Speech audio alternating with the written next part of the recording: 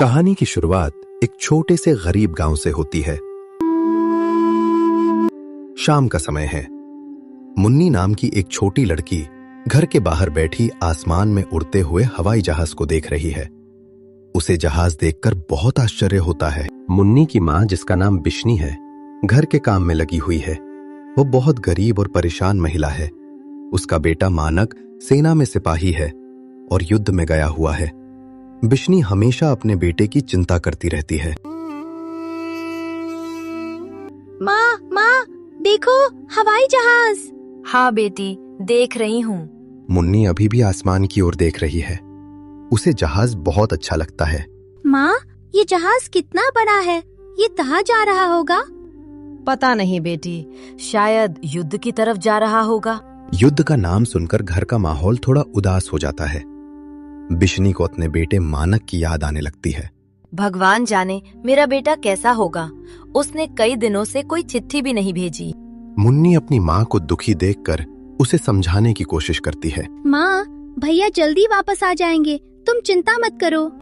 लेकिन एक माँ का दिल हमेशा अपने बेटे के लिए परेशान रहता है। बिशनी बार बार भगवान से अपने बेटे की सलामती की दुआ मांगती रहती है। बस भगवान उसे सही सलामत घर वापस ले आए।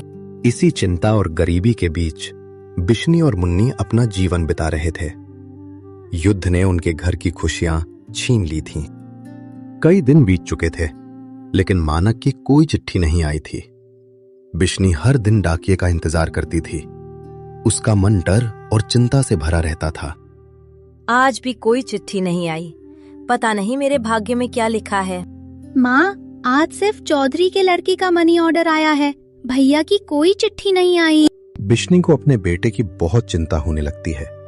वो सोचती है कि पहले तो मानक हर 15 दिन पर चिट्ठी भेज देता था, लेकिन अब 2-2 महीने बीत गए। लोग रास्ते में चिट्ठियां खो देते होंगे क्या? मेरा मानक तो ऐसा नहीं था कि इतने दिन तक कोई खबर ही ना भेजे। पहले तो हर 15वें दिन चिट्ठी आ जाती थी। अब पता नहीं कौन सी मुसीबत आ गई है। मुन्नी अपनी माँ को ढांढस बनाने की कोशिश करती है। माँ, मेरा मन कहता है कि अगले मंगलवार तक भैया की चिट्ठी जरूर आएगी। तू हर मंगलवार यही कहती है बेटी, लेकिन चिट्ठी आने का नाम ही नहीं लेती। पता नहीं भगवान मुझे इतना दुख क्यों दे रहे हैं। बिशनी की आंखों में आंसू आ जाते हैं। उसे अपने बेटे की बहुत याद आती है। माँ, पिछली चिट्ठी में भैया ने लिखा था कि वे बर्मा की लड़ाई में जा रहे हैं।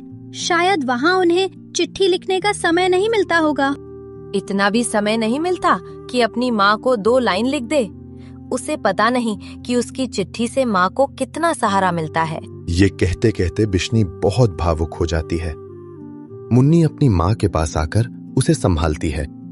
माँ, तुम चिंता मत करो, देखना अगले मंगलवार को जरूर चिट्ठी आएगी।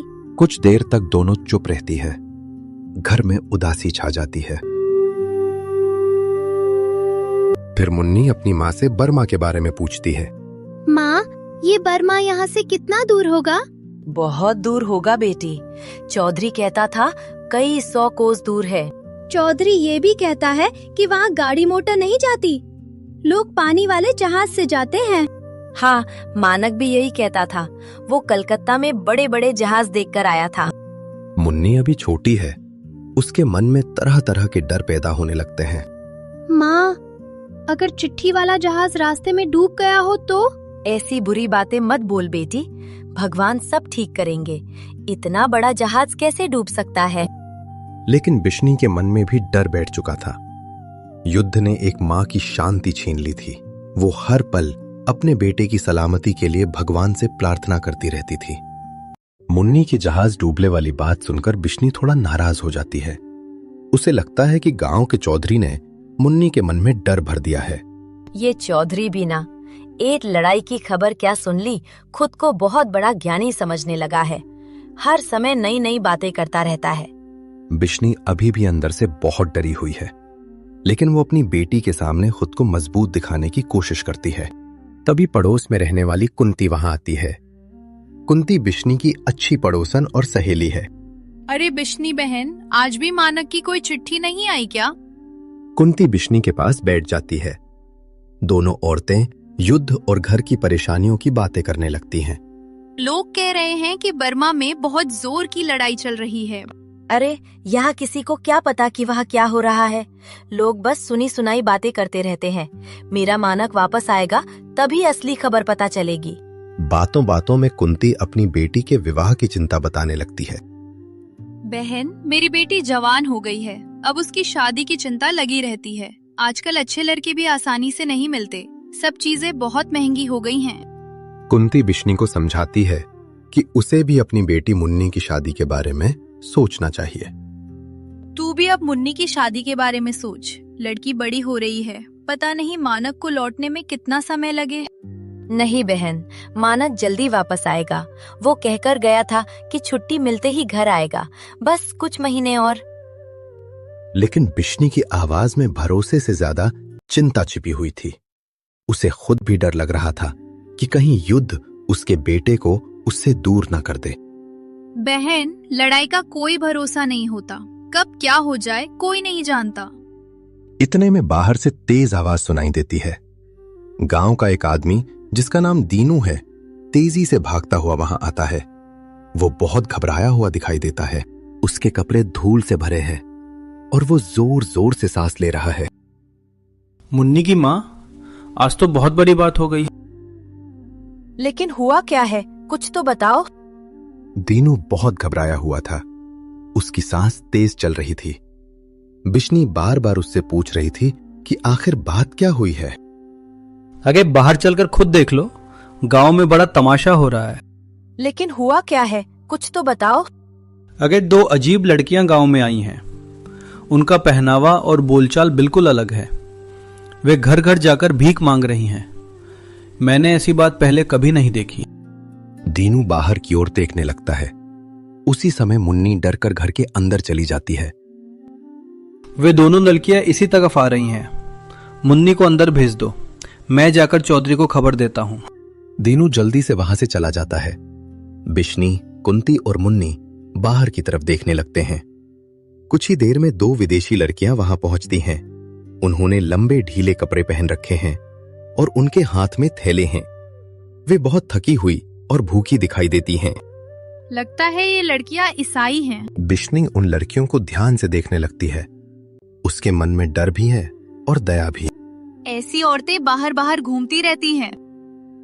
माँ जी, थोड़ा चावल या दाल दे दीजिए, भगवान आपका भला करेगा। दोनों लड़कियों की हालत बहुत खराब थी। वे युद्ध की मार झेलकर वहां तक पहुंची थी। हम रंगून से आए हैं। वहाँ युद्ध की वजह से लोग अपने घर छोड़कर भाग रहे हैं। हमारे दो भाई रास्ते में मारे गए। ये सुनकर वहां का माहौल और दुखी हो जाता है। युद्ध ने न जाने कितने लोगों का जीवन बर्बाद कर दिया था। मुझे इन लड़कियों पर भरोसा नहीं हो रहा।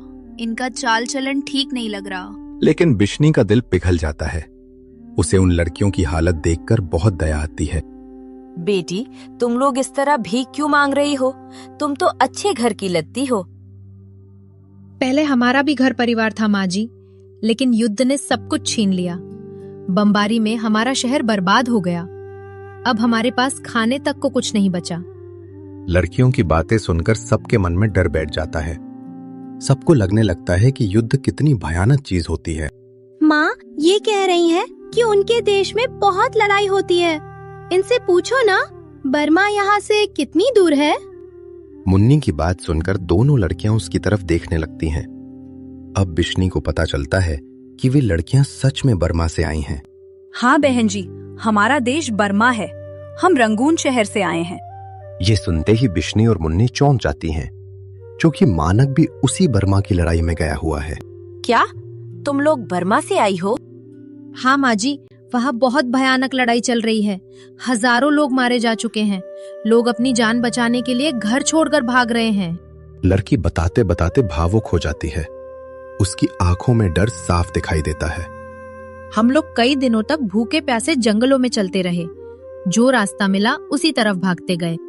तो तुम लोग बर्मा से पैदल चलकर यहाँ तक आई हो? हाँ बहन, जान बचाने का यही रास्ता था।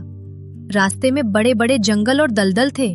हमारे साथ एक और औरत थी, वो दलदल में फंस गई। ये सुनकर सब डर जाते हैं। युद्ध की भयावह तस्वीर सबके सामने आने लगती है। चौधरी तो कहता था कि बर्मा जाने के लिए जहाज से जाना पड़ता है, फिर ये लोग पैदल कैसे आ गए? असल रास्ता तो जहाज का ही है, लेकिन अब समुद्र का रास्ता बहुत खतरनाक हो गया है। जापानी लोग जहाजों पर हमला कर देते हैं। लड़की की बात सुनकर बिश्नी के मन में डर और बढ़ जाता है। उसे अपने बेटे मानक की चिंता सताने लगती है। जब जहाज डूब जाते हैं तो फिर सैनिक लोग जहाज में क्यों जाते हैं? क्या सरकार उन्हें मरने के लिए बेचती है? नहीं माँ जी, सैनिक समुद्र में लड़ाई करने जाते हैं। जहाजों में ही युद्ध होता है। ऊपर से हवाई जहाज हमला करते हैं और नीचे से तोपें चलती हैं। बहुत भयानक लड़ाई होती है। ये सुनकर बिश्नी का चेहरा डर से पीला पड़ जाता है। अब उसे अपने बेटे की चिंता और ज्यादा होने लगती है। तो क्या सैनिक लोग वहाँ से भागकर वापस नहीं आ सकते? नहीं बहन, सैनिकों का काम लड़ना होता है। अगर कोई सैनिक युद्ध छोड़कर भागता है तो उसे सजा मिलती है। ये सुनकर बिश्नी और ज्यादा घबरा जाती है, लेकिन वो खुद को समझाने की कोशिश करती है। नहीं, मेरा मानक ऐसा नहीं करेगा। उसे छुट्टी मिलेगी तो वो खुद घर आ जाएगा। वो अपनी माँ को छोड़कर कहीं नहीं रहेगा। बिश्नी अपने डर को छिपाने की कोशिश कर रही थी, लेकिन उसके दिल में युद्ध का भय गहराता जा रहा था। माँ जी, अगर थोड़ा चावल मिल जाए तो बड़ी कृपा होगी। दोनों लड़कियां बहुत भूखी थीं और खाने के लिए चावल मांग रही थीं। घर की हालत खराब होने के बावजूद बिश्नी को उन पर दया आ जाती है। मुन्नी, जा बेटी, अंदर से कटोरी भर चावल ले आ। मुन्नी चावल लेने अंदर चली जाती है। उधर बिश्नी बर्मा के बारे में पूछने लगती है। बेटी, बर्मा से यहाँ आने में कितना समय लगता है? माँ जी, रास्ता बहुत खतरनाक है। जंगल, लड़ाई और जगह जगह मौत का डर रहता है। हमने रास्ते में बहुत लोगों की लाशें देखी। बस करो बेटी, अब और मत बोलो। मुन्नी चावल लेकर आती है। दोनों लड़कियां धन्यवाद देकर वहां से चली जाती हैं।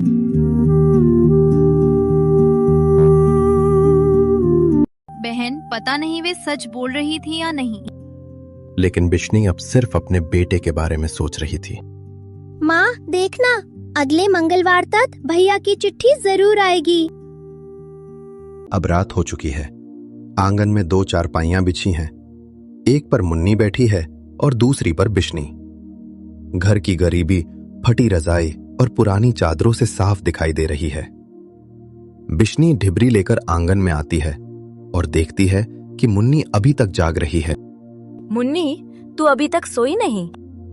माँ, मुझे नींद नहीं आ रही। इतनी रात हो गई है बेटी, अब सो जा। सुबह जल्दी उठकर काम भी करना है। कुछ देर दोनों चुप रहती हैं। फिर मुन्नी अपनी सहेली तारो की बात करने लगती है। माँ, आज तारो ससुराल से आई थी। उसके नए कपड़े बहुत सुंदर थे।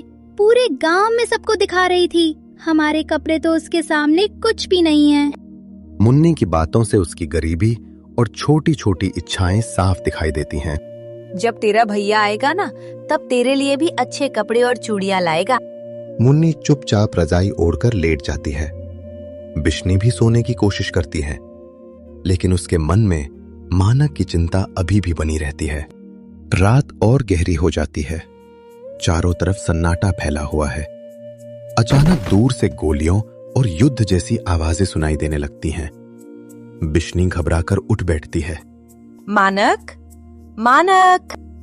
उसे ऐसा महसूस होता है जैसे उसका बेटा उसे आवाज दे रहा हो। बिश्नी बेचैन होकर इधर उधर देखने लगती है। तभी एक घायल सैनिक लड़खड़ाता हुआ अंदर आता है और बिश्नी के पास गिर पड़ता है। बिश्नी तुरंत उसका सिर अपनी गोद में रख लेती है। बेटा, तुझे क्या हुआ? तू इस हालत में कैसे पहुंच गया? माँ, मैं घायल हो गया हूँ। मुझे बहुत गोलियां लगी हैं और दुश्मन अभी भी मेरा पीछा कर रहा है। कौन दुश्मन बेटा? तुझे कौन मारना चाहता है? मानक बहुत डरा हुआ था। वो ठीक से बोल भी नहीं पा रहा था। मैंने उसे कई गोलियां मारी थीं, लेकिन वह अभी भी जिंदा है। वह मेरा पीछा नहीं छोड़ रहा। तू चिंता मत कर बेटा, पहले आराम से लेट जा।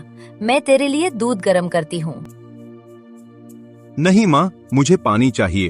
वह दुश्मन अभी भी यहीं कहीं है। बिश्नी बाहर की ओर डर कर देखने लगती है, लेकिन वहां कोई नहीं होता। नहीं बेटा, यहाँ कोई नहीं है। तू बस डर गया है। बिश्नी जल्दी से अंदर जाकर पानी लेकर आती है। उसके हाथ डर और घबराहट से कांप रहे थे। ले बेटा, धीरे धीरे पानी पी ले, पहले कुछ खा भी लेता। नहीं माँ, मुझे भूख नहीं है, सिर्फ पानी। मानक जल्दी जल्दी पानी पीने लगता है। तभी बाहर से किसी के कदमों की आवाज सुनाई देती है। लगता है अंधेरे में उसे बंदूक लिए एक सैनिक दिखाई देता है। माँ, वही दुश्मन आ गया, वह मुझे मार देगा।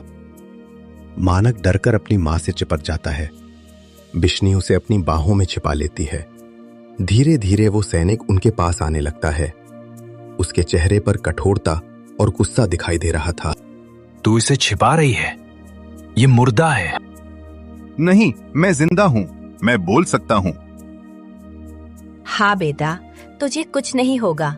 जब तक तेरी माँ जिंदा है, कोई तेरा कुछ नहीं बिगाड़ सकता। लेकिन वो सैनिक मानक को दुश्मन समझ रहा था। वो उसे मारने की धमकी देने लगता है। मैं इसके शरीर को गोलियों से छलनी कर दूंगा। ये बहुत लोगों की मौत का कारण बना है। मैं इसकी माँ हूँ, मैं अपने बेटे को मरने नहीं दूंगी। सैनिक गुस्से में मानक को देखता है। उसे लगता है कि युद्ध ने इंसान को पत्थर दिल बना दिया है। बिश्नी अपने बेटे मानक को बचाने के लिए उस सैनिक के सामने खड़ी हो जाती है। उसके चेहरे पर डर था, लेकिन एक माँ का साहस उससे भी बड़ा था। मैं इसकी माँ हूँ, मैं इसे मरने नहीं दूंगी। इसने किसी का क्या बिगाड़ा है? ये तो लड़ाई में मजबूरी से गया था। सैनिक गुस्से में मानक को देखता है। उसे लगता है कि मानक ने कई लोगों की जान ली होगी। तुझे पता है इसने कितनों को मारा होगा? ऐसे लोगों को जीने का हक नहीं। बिश्नी रोने लगती है, लेकिन फिर भी अपने बेटे का साथ नहीं छोड़ती। नहीं, मेरा बेटा बुरा नहीं है। वो बहुत सीधा और मेहनती लड़का है। घर की गरीबी की वजह से उसे लड़ाई में जाना पड़ा। अब बिश्नी अपने दिल का दर्द सैनिक के सामने खोल कर रख देती है। मैंने इसे कितनी मुश्किलों से पाला है। इसके बिना हमारा घर उजड़ जाएगा। इसकी बहन की शादी भी इसी के सहारे होनी है। मैं हर दिन इसके लौटने का इंतजार करती रही हूँ। बिश्नी बताती है कि एक माँ अपने बेटे से कितना प्यार करती है। वो कहती है कि माँ अपने बच्चे के दुख को खुद सह लेती है। माँ अपने बच्चे के लिए सब कुछ सह सकती है। अगर इसे कुछ हो गया तो मैं भी जी नहीं पाऊंगी। सैनिक चुप होकर बिश्नी की बातें सुनता रहता है। धीरे धीरे उसका गुस्सा कम होने लगता है। बिश्नी सैनिक को समझाने की कोशिश करती है। वो कहती है कि उसका बेटा बुरा इंसान नहीं है। तू इसकी माँ है, इसलिए इसे पहचान नहीं पा रही। इसकी आंखों में दुश्मनी भरी हुई है। नहीं नहीं, इसकी आंखें ऐसी नहीं हैं। ये दिल से बुरा नहीं है। मानक गुस्से और डर से कांपने लगता है। वो सैनिक को अपना दुश्मन समझने लगता है। नहीं, तू इसे नहीं मारेगा, तुझे अपनी माँ की कसम। अगर मैंने इसे नहीं मारा तो ये मुझे मार देगा। नहीं, मेरा बेटा किसी को नहीं मारेगा, मैं इसे जानती हूँ। अब मानक का डर गुस्से में बदल जाता है। उसे लगता है कि सैनिक उसे खत्म कर देगा। नहीं, मैं इसे छोड़ूंगा नहीं, मैं इसके टुकड़े टुकड़े कर दूंगा। मानक अचानक सैनिक पर हमला करने दौड़ पड़ता है। दोनों के बीच संघर्ष होने लगता है। मैं वहशी हूँ, मैं जानवर बन चुका हूँ। युद्ध ने मानक को अंदर से तोड़ दिया था। अब उसके अंदर इंसानियत कम और डर ज्यादा रह गया था। नहीं मानक, ये भी हमारी तरह गरीब इंसान है। इसकी माँ भी इसके लिए रोती होगी। बिश्नी दोनों को रोकने की कोशिश करती है। वो चाहती थी कि लड़ाई खत्म हो जाए।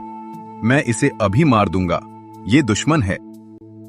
धीरे धीरे दोनों अंधेरे में दूर चले जाते हैं। बिश्नी डर और दर्द में जोर जोर से अपने बेटे का नाम पुकारती रह जाती है। अचानक गोलियों चलने और किसी के चीखने की आवाज सुनाई देती है। बिश्नी डरकर जोर से चिल्लाती है, मानक, मानक! मुन्नी जल्दी से उठकर दिया जलाती है। अब बिश्नी को समझ आता है कि वो सपना देख रही थी। क्या हुआ माँ? तुम फिर भैया का सपना देख रही थी? मानक, मेरा बेटा। तुम चिंता मत करो माँ, अगले मंगलवार तक भैया की चिट्ठी जरूर आएगी और कुछ दिनों बाद वे खुद भी घर आ जाएंगे। मुन्नी अपनी माँ को समझाने की कोशिश करती है, लेकिन बिश्नी के मन में डर और बेचैनी अभी भी बनी हुई थी। भैया मेरे लिए अच्छे अच्छे कपड़े और चूड़ियाँ भी लाएंगे ना माँ? हाँ बेटी, तेरे कपड़े सबसे सुंदर होंगे। सच्चे मोतियों वाले कपड़े? हाँ बेटी, सच्चे मोतियों वाले। बिशनी अपनी बेटी को प्यार से सुला देती है, लेकिन खुद के मन में बेटे की चिंता और युद्ध का डर बना रहता है। पूरा नाटक यहीं खत्म होता है। लेखक ने दिखाया है कि युद्ध सिर्फ सैनिकों को ही नहीं, उनके परिवारों को भी दुख, डर और दर्द देता है। एक मां अपने बेटे के लिए हर पल चिंता करती रहती है। ऐसे ही मजेदार कार्टून वीडियोस से पढ़ाई करने के लिए अभी चैनल को सब्सक्राइब करें और अपने दोस्तों को शेयर जरूर करें।